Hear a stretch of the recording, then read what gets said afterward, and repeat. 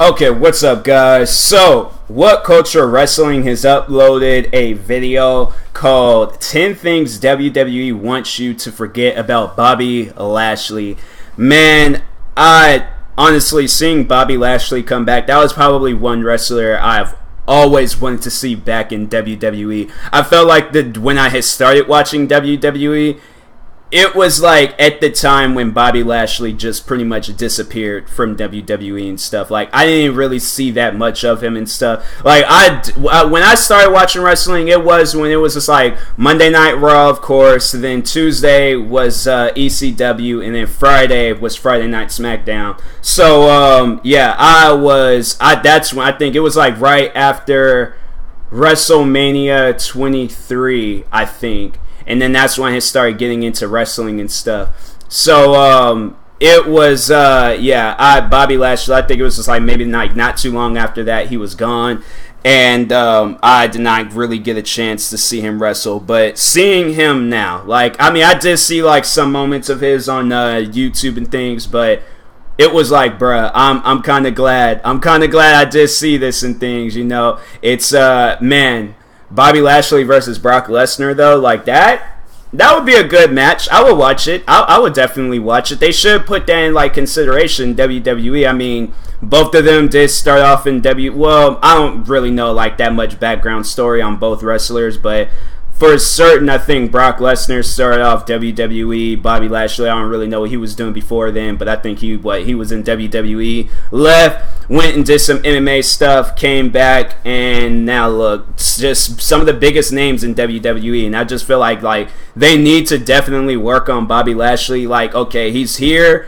Give him a welcome. Like, seriously, make this guy, like, his name well known and stuff. So I feel like that would definitely be a good matchup between the two and stuff. I will watch it. So anyways, though, let's get into this video. 10 things WWE wants you to forget about Bobby Lashley. Make sure you guys go subscribe to WhatCultureWrestling.com. Make sure you guys go subscribe to What Culture Wrestling in. I don't even know what I'm trying to say anymore. I speak so fast and then... Bobby Lashley has come back to the WWE. At least he has if you listen to this around April 2018. Otherwise, who knows? Maybe he's left again. I don't know his future plans, but you've got to imagine it's going to be a decent run. Given he's 41, it seems to make sense this would be his last big wrestling push. How the hell he still looks like that in his 40s too? Sheesh. He has had quite the career by this point, though, and it'll be intriguing to see where he goes next. As for his past, well, we know all about that, and as ever, there are a few choice things WWE... Dang, he was on TNA Impact. I forgot about that. Hasn't always been Wasn't it for like a small time, too? It wasn't that long, I think. This is 10 things WWE wants you to forget about Bobby Lashley. But before we begin, don't forget to subscribe to stay notified. Ding, ding, done. Number 10 is TNA Run. Because of course, aside from that one line by Kurt Angle on a recent episode of Raw where he buried TNA, WWE doesn't like talking about TNA. I don't know why. I don't think TNA or Impact now is ever going to touch Vince McMahon's baby, but hey, that's just their rules, so good for them. It's getting more difficult, however, given who is currently at the top of the card. The company is always very careful when they talk about the achievements of AJ Styles, Bobby Roode, Samoa Joe and friends for this very reason. No one ever goes, hey, they were on TNA. Probably be fired. It could be even stranger with Lashley, as when he left WWE first time around, he was still a work in progress, whereas in TNA, he proved that he was very much the finished article with real depth and substance. So Raw is going to have to get that across without actually acknowledging how they know this. Seems like a lot of hard work. Just say those 3 letters, damn it. No one's going to care. If they Google it, they'll probably get some porn. Number 9, the meme. Remember when Kalisto had a meltdown on camera and went on about doing lucha things? Of course you do. Firstly, it was the greatest thing to ever happen on WWE TV, but it's also one of those moments that's so bad it just sticks out like a sore thumb. It can be awful hard to move past these botches, mostly because of us fans. We are assholes. So, what WWE does not want you to remember is when Lashley was finding his feet, especially with promos, and was put in a program against Finlay. Being the softly spoken giant he was in the mid-2000s, he was given this line to say. You say your name is Finlay and you love to fight. I say your name is Finlay, you're a bastard. Again though, Bobby really didn't deliver it with any punch, and everyone thought he had said, bath turd. And it did sound like that, which isn't really the most threatening thing in the world. Number 8. That's messed up, man. It's like, I feel like I gotta go back and watch that video and stuff just to hear what he said, but big WWE moment. It sounds weird to say this, yeah, but there must be some truth to it, all things considered. But no, because he was with Trump and stuff. So, oh man, that's a tough one. I feel like that definitely he ain't gonna want to remember that. That's because it's like I said, I started watching wrestling right after WrestleMania 23, so that's when they were just still on that whole Trump versus McMahon thing afterwards. I think the only thing that I really do remember from that little era and stuff, or from that little beef that they had, was like I think Trump was a guest host or something in wrestling, and then he made it like commercial free, and he was just like, oh yeah, let's make all the episodes commercial free, then blah blah blah, and yeah, that was like the last few moments that I remember of Trump in WWE. But dang, Bobby Lashley, he's just gonna be all like, man, I want to forget that. Themselves from Donald Trump in any way. Some behind the scenes may even support him, but due to how divisive he is, the company has stayed quiet about it all. Business always comes first and foremost. Yeah. Because of this, any shared history between Trump and anybody else doesn't come up as much as it once did, which would include him appearing at WrestleMania 23 with Bobby Lashley. It drew huge numbers at the time, was a genuine success, but don't expect WWE to be bragging about Lashley teaming with the President of the United States anytime soon. It could potentially be more hassle than it's worth. That does kind of suck when it comes to Bobby. I'm sure he'd want to use that association to get over, but he ain't getting it. So there. Number 7 is Original Push. Do you know who people hate in 2018? Roman Reigns. Yep. Do you know who was pushed in the exact same fashion years prior? Bobby Lashley. He was Vince McMahon's project, and he was going to be thrown to the moon. Even people in developmental knew this as they tried to keep Lashley away from McMahon's eyes for this very reason. They knew he needed more time, but realised when the chairman of the board saw him, that would be that. He'd be whisked away to the main roster. That's exactly what happened, and from there it was just a rise up the card. He was ECW champ, broke the Master Lock Challenge, and went head-to-head with Vince McMahon himself as some sort of new Stone Cold. During all of this, WWE just ignored the fact he wasn't really getting over with the fans. Dang. What backstage brains wanted never worked, which is why now they want you to forget about it, especially, number 6, who the fans really wanted. We've already touched upon the fact that Lashley was the old-school Roman Reigns, who of course struggled as all the fans loved Daniel Bryan. Well, this part was also on the table during this period, although here it was played by CM Punk. You can already see the comparison. It's like people, and it's like, and the thing is, that's one thing that I'll have to say about that is that, you know, everybody loves CM Punk, but it's like, look at how he left. Like, I don't really remember how Bobby Lashley left, but I feel like, you know, it probably had more to do with, like, you know, fans didn't really want him and stuff, and now it's just like there ain't a whole lot of wrestlers that actually had like a big name and stuff, and, you know, they were just, you know, trying to just make a name for themselves in the WWE. Then the fans, they're all like, oh no, CM Punk, and they still chanting and stuff. But it's like, never once did you hear them chant that when Bobby Lashley, you know, when he was gone and stuff. You never hear them chanting like Bobby Lashley or any of that stuff. And here it was, CM Punk left because he didn't like WWE. He said he wasn't going to ever come back, and here it is, Bobby Lashley, he's back, and everybody loves him. Like, the thing is, Bobby Lashley, back then, today, he will always remain a big name in WWE. I mean, I feel like that's why this video is being created, because he is a big name in WWE. Like, if he wasn't, chances are he wouldn't have, like, he wouldn't have made it. I think he probably wouldn't have been in TNA. Yeah, he probably would have had like a few matches here and there, but then they probably wouldn't have seen him as a big name or anything, or, you know, he just had to build his name up somewhere else. Probably could have did like wrestling in Japan. It seems like when you're a wrestler in Japan or something, when they do like that, like the New Japan, I can't even think of the name of it, or the like the actual official name, but like New Japan Wrestling or something like that. And yeah, it's just like, I feel like when you do that, then that probably builds up a name. So I don't know if he did go over there, or if he just, you know, was just doing that like UFC or the MMA stuff and things. But yeah, it's like he was always a big name in WWE. CM Punk, I felt like that, yeah, he was a big name, but he didn't really like live up to it, I guess. Like, not for him. Like, of course everybody else seen him as a big name, but I felt like that him as a person didn't live up to that name, if you know what I'm trying to say. But Bobby did receive his coronating moment on one of WWE's pay-per-views, even if it was only to little fanfare, but this was mainly because the audience at December to Dismember, where yes, Bobby Lashley won the ECW title, wanted Punk to win it. And this is kind of summed up because that pay-per-view flopped as it only pulled in 90,000 buys, which is still the least purchased WWE pay-per-view in history. In short, as good as Bobby may have been or could have been, the crowd didn't fancy it back then, so they just sat on their hands as it unfolded in front of them anyway. So you see, it's not just today's wrestling where this happens, it's basically been going on for years. Excellent. Number 5, his MMA career. Lashley has always been compared to Brock Lesnar throughout his tenure, mostly because there are similarities between the two. But unfair for the most part, especially when that transformed into names such as Diet Lesnar, as if to imply Bobby wasn't as good. This obviously continued when he... I don't know.